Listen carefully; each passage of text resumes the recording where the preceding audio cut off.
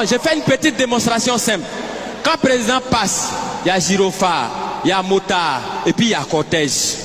Quand on convoie les prisonniers, c'est la même chose. Il y a gyrophare, il y a motard et puis il y a cortège. Président, sa voiture est blindée. Prisonnier aussi, sa voiture est blindée. Président, quand il passe, il soulève les bras et puis il salue les gens. Prisonnier, quand il passe, regardez sur les cargos là, il y a des trous comme ça. On voit les bras, c'est qu'eux aussi, ils nous saluent. Président, il prête serment. Prisonnier aussi, il prête serment.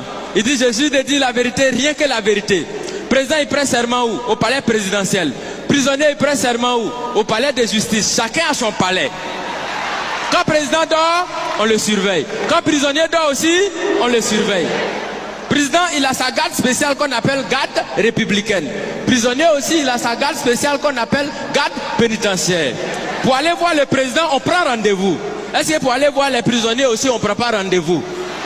Parmi les prisonniers, il y en a qui sont des voleurs. Est-ce que parmi les présidents, bon, pas ceux qui sont vers chez nous ici, hein, au loin là-bas là. Est-ce qu'il n'y en a pas qui volent souvent l'argent du peuple? Du point de vue orthographique, président commence par quelle lettre? Président commence par quelle lettre? Prisonnier commence par quelle lettre? Quand on abrège président, et puis on écrit sur sa voiture, on abrège comment?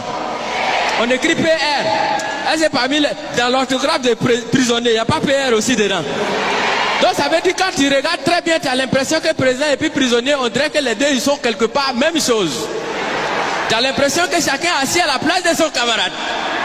Et qu'à tout moment, les deux peuvent s'inverser les places.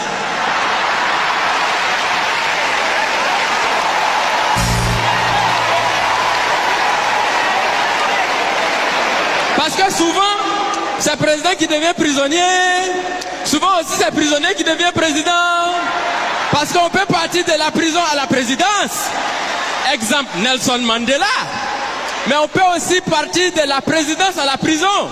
Bon, là, on n'a pas encore trouvé exemple jusqu'à présent.